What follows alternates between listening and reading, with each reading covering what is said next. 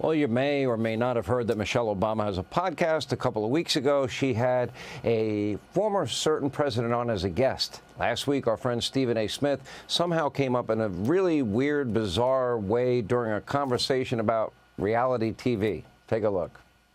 You know, if I listen to ESPN for an hour, it's like watching The Real Housewives of Atlanta. Absolutely. I mean, you know, it's the same drama and they're yelling at each other and they don't get along. You know, I mean, Stephen A. Smith, he's just like every other he'd talk be a show great host. Real Housewife. He would be. Right. Right? It would be amazing. So that's why I'm like, what's the difference? It's just, you know, it's just sociological drama. Really, Michelle Obama isn't the only ghost of the Democrats' past to reemerge on the public scene recently. Former Vice President Kamala Harris announced her return to the spotlight last week with a book launch and an appearance on the very canceled Colbert. But some Democrats are not happy to see Kamala again. Multiple Democratic strategists telling Politico they would not want her campaigning for their candidates and say she should not run in 28. Here with his take, the star of First Take and the host of his own podcast and the host of every other show that he does, the one and only Stephen A. Smith. I took great offense at this. All right, so you and I will talk sports off air, and we'll agree at times to disagree. But when you look at an athlete, they have dedicated, whatever sport it happens to be, they have dedicated their entire lives to reach the pinnacle of success, to become a professional athlete or a top D1 college athlete. There's no comparison to these reality housewives show. I found it insulting. Well, zero, but I didn't take offense to her comments. You know, she was comparing reality TV to sports TV from the standpoint of watching us go at one another. Well, first of all, like you said, there's no relation because these are some of the greatest athletes on the planet Earth that play professional sports. That's who we're talking about as opposed to reality TV stars that can barely act. That's number one. Number two, when you look at what she was talking about, you also have to take into consideration that she doesn't really pay much attention to sports. Evidently, she leaves that to her husband. And when she talked about First Take, she talked about us arguing with one another, hating on one another. We got a lot of love for one another on First Take. We get along just fine. We have a blast laughing and joking and having a ball and yelling at each other about sports. Sometimes we're monotone in our delivery, but we have a lot of fun on First Take. That's why we've been #1 for 13 consecutive years and counting. That's number two. Number three, let me say this to the other people she Just rapped don't that talk she had politics, on, and you're doing great. Stop it. Let me say this. Let me say this last part to the other people that were on the table with her. You can say Stephen A. Smith is a lot of things and will be a lot of things. The one thing you can never say about me is that I'm going to be a housewife. There's no confusion there. Zero. Here it is. Too much male testosterone on Hannity tonight. Here it is. Here come the comments. They're going to come flying in on X right now. You're on your own on that one. All right. You actually said something about Michelle Obama. You said a vote for Trump was a vote against you and a vote against women. Yeah. You took huge umbrage with that. Yes, I did, and I still do. I took umbrage against that when she said it.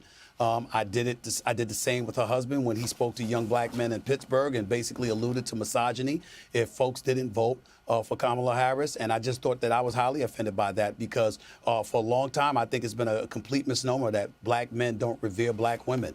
Where, you know, mamas and grandmamas and sisters and aunts helped raise us and make us into the men that we strive to be and aspire to be.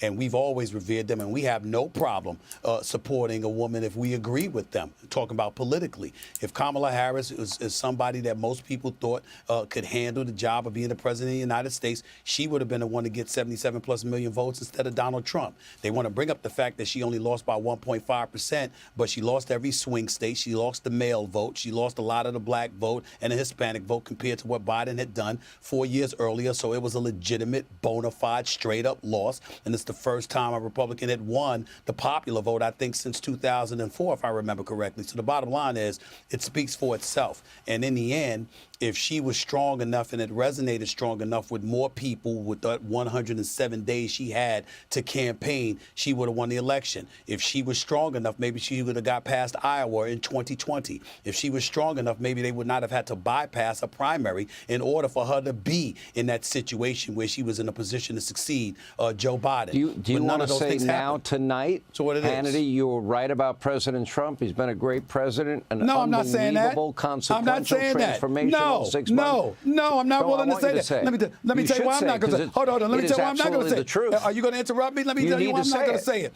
Excuse me. I heard about the 10 trillion in investments for manufacturing, autos, and semiconductors. Actually, those are pledges. To 15 now. All right, but those are pledges. Let's see it actually reach fruition. I saw the jobs report. 113,000 jobs was expected in July. Only got about 73. I heard about it. Excuse me, hold on. Is the royal Russia-Ukraine still going on that he said he was going to end? I'm sorry, Israeli-Hamas conflict. Is that over? I mean, is that a perfect record here, Sean? You need to stop that about him. He's got. By the way, hold on. No president has ever gotten the commitments for pharmaceuticals, rare earths, for semiconductor chips, automobiles. I want the commitments here in America. It's a lot of commitments that get made. It don't mean it reaches fruition. I need to see it. Last thing, by the way, you just can't, if the big beautiful bill is so big and beautiful, you were wrong. Listen, just if the admit big it. beautiful You were bill wrong. is so big and beautiful, then why are all of these other storylines? Why are y'all focusing on all of this other stuff instead of porking? Excuse me, Russian collusion. That's what we bringing up now. We bringing that up now. I mean, that's what we think about. Do you know anything about? All right, tell me. All right, you're so smart. What is the Hillary Clinton bought and paid for Russian disinformation dossier? What is it?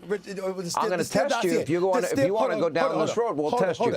I'm not going down the road. The Steele dossier speaks for itself. I heard what you said about Hillary Clinton. There's a lot of evidence against. I understand that. What I'm saying, I'm not questioning the information. I'm not questioning the legitimacy of the story. I'm saying, with all the good things that you say Trump is doing, you would think he'd be talking a lot more about that stuff. He doesn't seem to be talking about that very much. Okay, he is. We haven't added up the minutes. We will, but he speaks to the media nearly every day. Oh, I know that. Joe Biden was incapable of doing that. I know that too. Well, there you go. That's your party. I didn't deny that. Okay, you say you're a Democrat. You're now part of the party of Mamdani, of Jasmine Crockett. Hold you're the party of Kamala Harris. You're the party of Pocahontas, Grandpa Bernie, AOC, the Squad, the anti-Semitic members of the Squad. Oh, you're going to throw your boy under the bus like that? You're going to throw your boy under the bus like that, Sean? You know good and well I wouldn't vote for Mamdani. I wouldn't vote for AOC. I don't like the way Jasmine Crockett is talking. I don't think that helps the Democratic Party. All right, I have a last question. I don't like Exit question.